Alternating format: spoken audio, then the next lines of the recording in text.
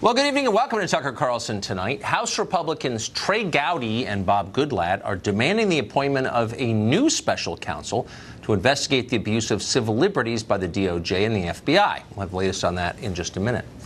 But first tonight, former Trump campaign aide Sam Nunberg went on television yesterday and the news world ground to a halt. Nothing else happened. Americans stopped dying of drug ODs.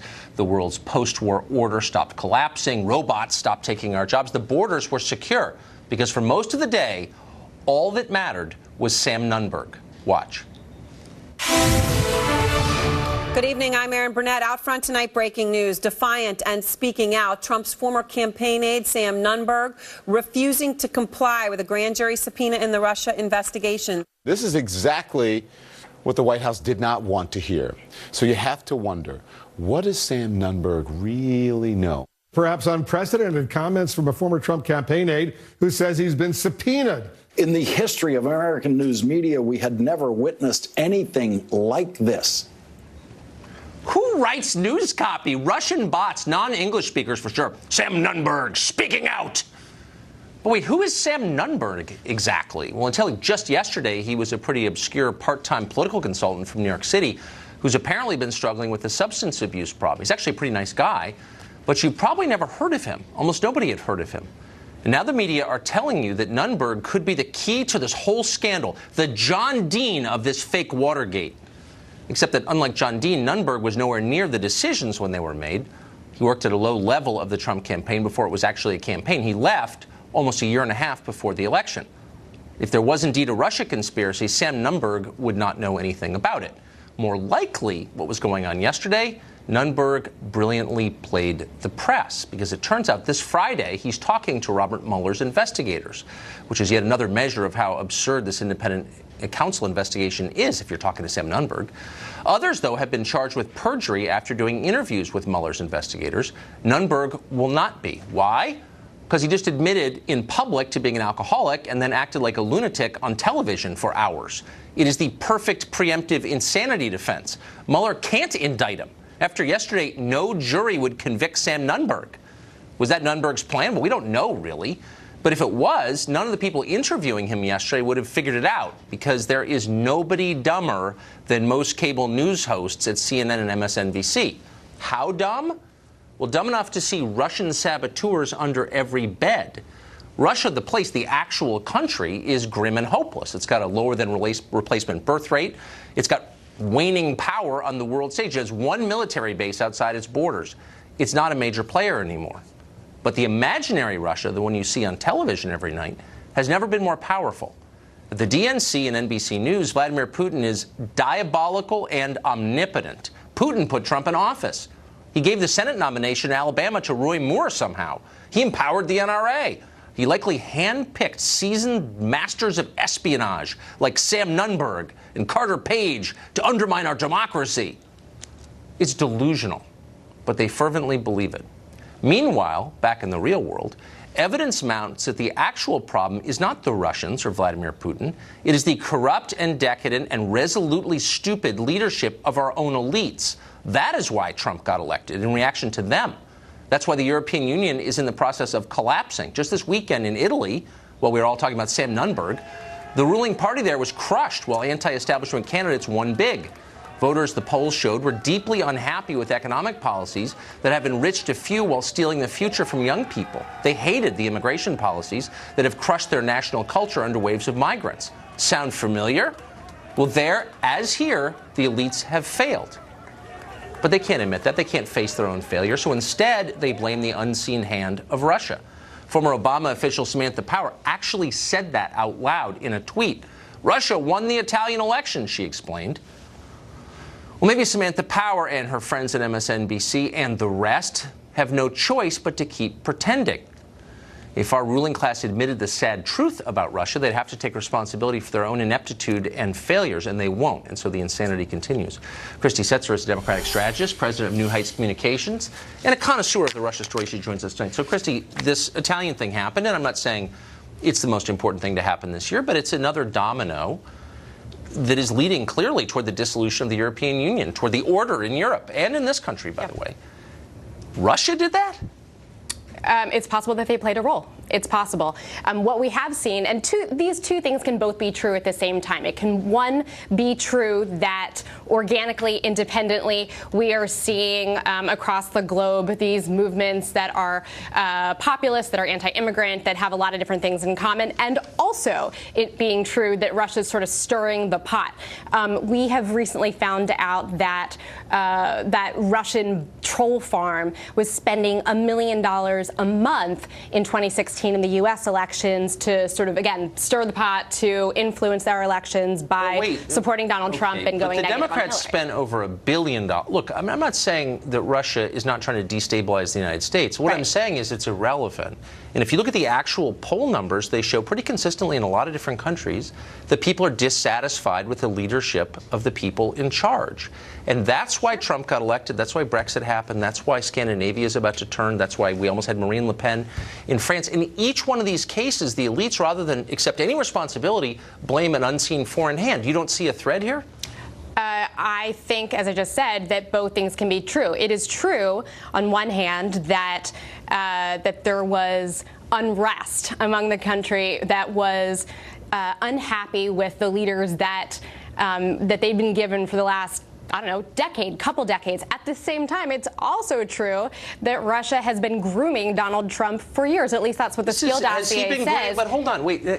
I don't think it's fair or honest to say that the allegation is that Russia is just helping populist or right-wing movements like Trump or Berlusconi or Marine Le Pen. The claim is also that the Russians were helping Bernie Sanders. That's right. Right? And that they were helping Jill Stein. And of course, they were helping anti-Hillary Clinton. They're paying That's what they were doing. The most left-wing cable station there is, RT. So it's a little more complicated. So Rolling Stone, it's a pro-Russia station. It's not necessarily left-wing. But I'm just saying, the two are not the same. Maybe the obvious is true, which is the people in charge, as represented by the morning show on MSNBC or whatever. You know what I mean? Like the people who've actually been making policy for the past 30 years haven't taken into account the views of voters, and voters are mad about that. And so, rather than like learn something from what's happening, they're blaming forces that aren't there, the Russians. The Russian forces are, in fact, there, and I think all you have to do is listen to not just Samantha Power. You can listen to any one of, you can listen to our own Secretary of State. You can listen to Rex Tillerson. You can listen to Mike Rogers. But I don't care because none of those people is wise, beginning with Samantha Power, whose foreign policy has left the region in tatters. I mean, if you really, I mean, she's also not in power. No, she's not. Anymore. But she's implicated in the disaster that is the world 2018 that Democratic voters in democratic nations across the West are reacting against. So do you think there's any coincidence that the Russia hoax is being used to discredit anybody, not on the right, but anyone who challenges power? You haven't noticed that? Well, obviously, I deeply disagree with calling it a Russia hoax. Again, if we can go back to what the origins of the Russia, quote, hoax were, it went back to well before the 2016 election. But that's when we first learned about it, was, as you may remember from one of the debates with Hillary Clinton, when she talked about 17, intelligence agencies in the U.S. have all concluded that Russia has been trying to meddle, and I hate that word because it's so weak, but have been trying to influence U.S. elections. We didn't listen to that story because we were too busy talking about emerged. No evidence has emerged from that day till now that it's real. I want you to think about something that was written in Rolling Stone today by a very left-wing writer. This is someone who hates Trump, who's a full-on lefty, and I said this.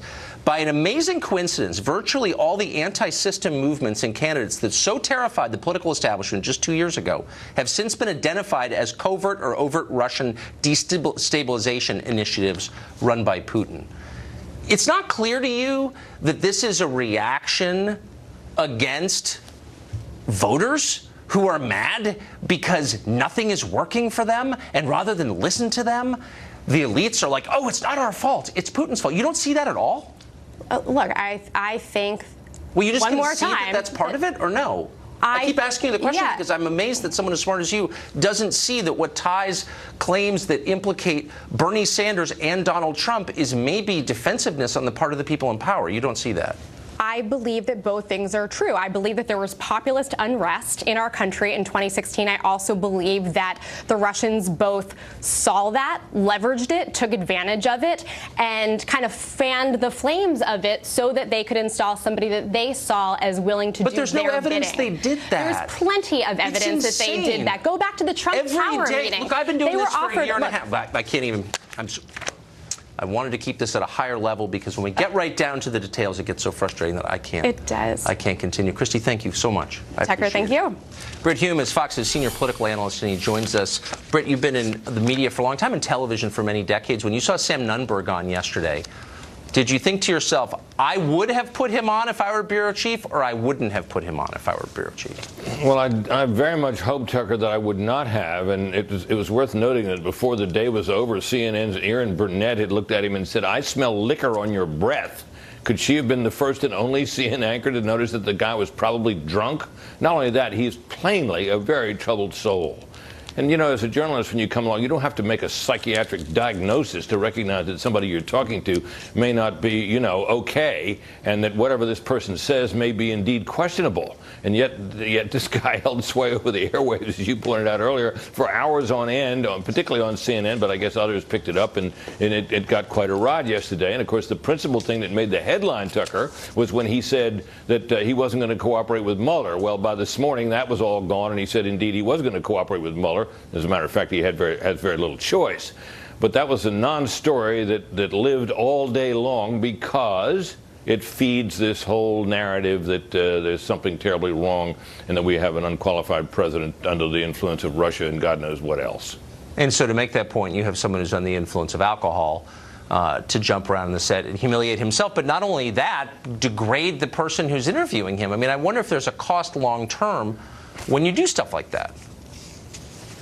Well, you know, I think, Tucker, what we're looking at here is that there's been a belief for the longest time that the Trump election was illegitimate. And there's been a sense in the media that his election constitutes a kind of national emergency because he's such an unqualified character and so likely to lead us off a cliff that it is a job of the media to join the resistance and to find out what must be behind his election, what scandals must lurk there, in order really to take him down. I mean, I think that's plainly what this is all about. The media have clearly joined the resistance, and the coverage of this, I think, has been, in the mainstream media at least, extremely one-sided. A lot of it misguided. There have been, any number of stories that turned out badly all along the way. Remember, famously, CNN, the group of their senior people sitting around and saying that they had word that when Comey testified that he was going to testify, that he'd never told Donald Trump that he was not under investigation, and the next day, of course, Comey came out and testified just the opposite. You wonder how stories like that, and there have been several of them, can possibly get past these seasoned journalists if they're not on a kind of crusade, and I think they are. Yeah, I remember when the Russians hacked the national power grid. Do you think it might help, but they didn't, of course. Yeah. Do you think it might help the rest of us who were getting agitated watching this just to remind ourselves that what you're seeing is political advocacy? There's no expectation of objectivity or news. You know, what you're watching is one side waging partisan battle against the other. Yeah, but it's strikingly effective. I mean, your previous guest, she really didn't want to let go of the narrative that's out there that Russia had an important effect on the election. The evidence of that, as you point out, is extremely light at best. And anything that Russia did to the tune of even $1 million a month is dwarfed by the rest of the spending and the other things that influence the outcome of elections. It's something that is held on to for dear life. And I think it's distorted coverage. I think it's enraged the people who see things more clearly than that. But on and on it goes. You see it particularly in the character assassination of Devin Nunes, the chairman of the House Intelligence Committee, who's had to put up with unbelievable assaults on him. And they continue to this day that he is the guy who is at fault, when you know that on the Democratic side, feeding the press, there's this unbelievable leak fest out of that committee. And it goes on and on. It's not a proud moment for the American news media, in my judgment. Heilman over at MSNBC called Nunes, quote, a Russian agent. I mean, you would get 2 years ago, you'd be fired for saying something like that if you couldn't support it. But he's obviously well, it's not just going to so it borders on hysteria. Well, I mean, it's just so over the top. I mean, you don't have to be a Trump admirer to realize that the things that are being said are just wildly out of proportion to anything real beneath them. Well, it's insane. I know people who hate Trump who agree with that completely, the honest ones. Britt, thank you very much. You bet, Tucker.